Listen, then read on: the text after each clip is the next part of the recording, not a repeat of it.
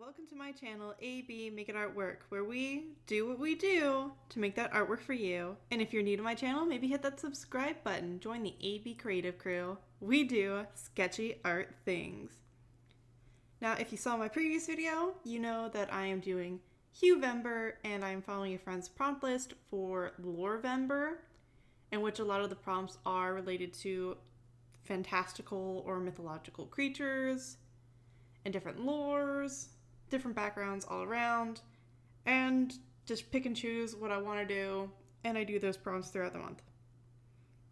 Today's video is showcasing the prompts for day 2 through 5, those prompts being Zodiac, Fertility Goddess, Kelpie, and Yokai. I'm going to be sharing some lore stuff that I found out about each of these mythical beings or subjects and express a little bit more. And yeah, let's get on with it. So you're watching right now the first one, technically day 2's prompt, Zodiac.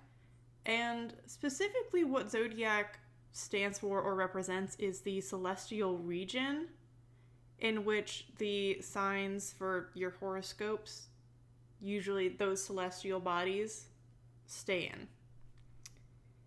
And I didn't want to draw all of the signs. I didn't want to draw all the horoscopes. I decided to mainly go with my horoscope.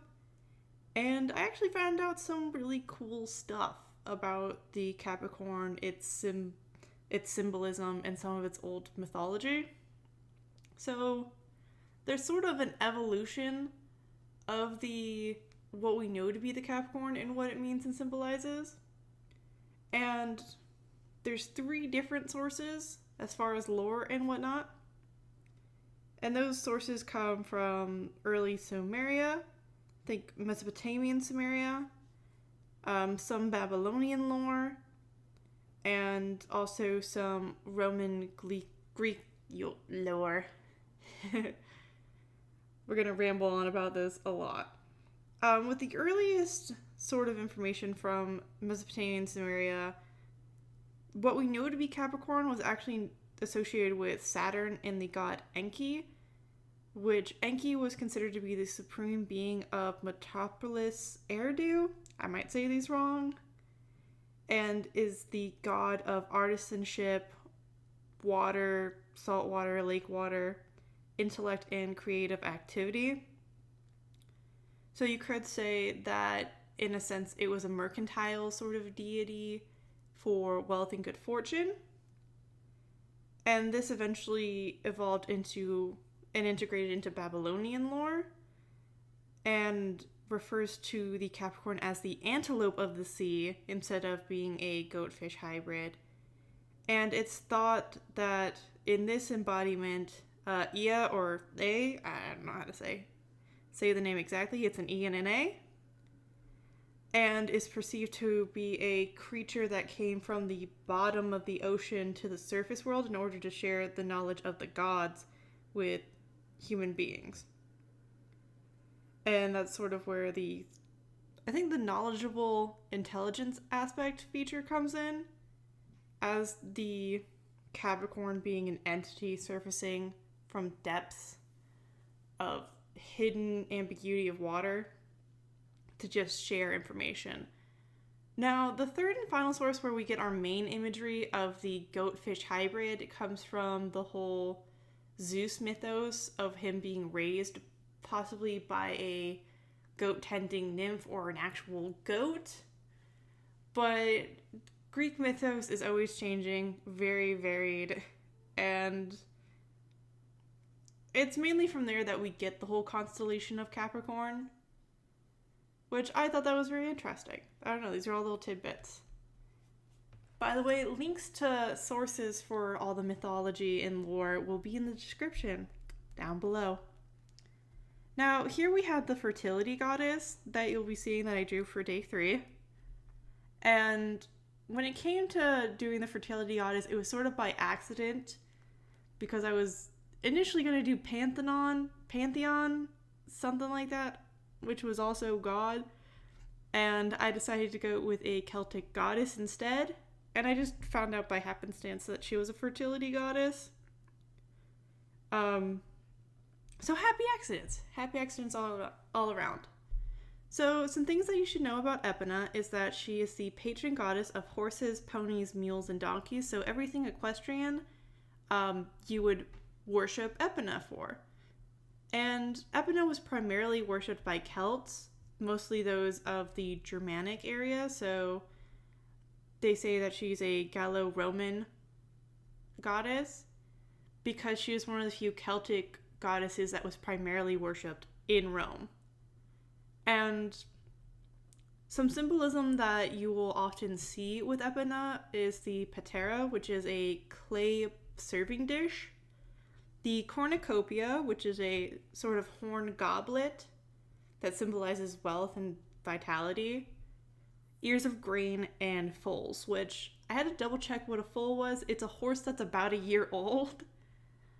So, fun.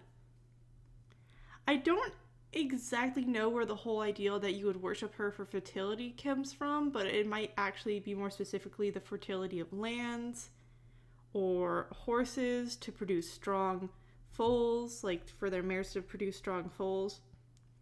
Because there are some mythos that equate Epona to Rhiannon, and in those comparisons of Rhiannon equaling Epona, the foal is equal to Rhiannon's child that she lost.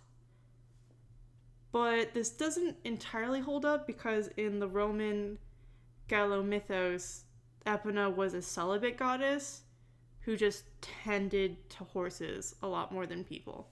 Although she was seen with other gods and goddesses. Which I think this is now a great time to segue into our next equine creature, the Kelpie. Now, the Kelpie is a water spirit from Irish folklore, and there are some comparisons that the Kelpie is very similar to the ideal of possibly being a mermaid with shape-shifting qualities. Now, some of these ideals of like cross-referencing other creatures that it's sort of compatible with is sort of hearsay from the source that I got it from. But primarily the Kelpie is a Irish folklore creature that tends to take on the form of a horse and can shapeshift sometimes into the form of a human. And its primary mythos is that oftentimes the Kelpie will lure people to ride it and trap those people and then drown them so that it can eat them. And in most instances of encounters with the Kelpie, it's usually really sad stories about kids getting tricked to ride on the Kelpie, or maybe a fair maiden getting tricked to ride on the Kelpie's back and then be drowned. And in some of these stories, one of the kids will realize a bit belatedly that what they are interacting with is a mythical monster that is up to no good in this watery hood. If you get that, I love you. I love you all.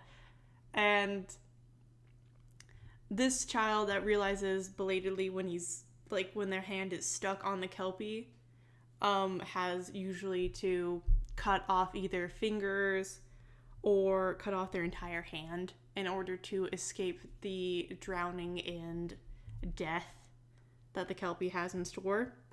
There are a couple of stories, though, where there's a happy ending in which the Kelpie takes on a human form to find a lover or falls in love with a fair maiden and takes a human form in order to pursue that maiden. And in some mythos, they say that one of the traits that a Kelpie has when they try to become a human is that they maintain cloven or like hooved feet in their human form, which is sort of where we get the ideal of a hooved devil, or where the Christian ideal of a hooved devil comes into play. But I thought it was really interesting in a lot of drawings and depictions that modern day Kelpies have. One of the main things that is really weird about a Kelpie and distinguishes it from other horses is that its hooves are backwards. But that's really freaking hard to draw a backward hoof on a horse, so I can see why no one does that trait.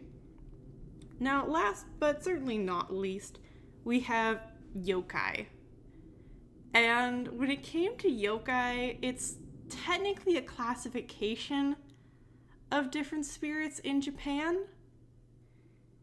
And that's about it. They have some animalistic traits. They have some human traits. Some of them look like objects. It's just spirits, demons, and all sorts of stuff. And the name comes from mysterious, and bewitching. That's the gist, because there's just too much to talk about when it comes to yokai. And I drew this lovely yokai themed face.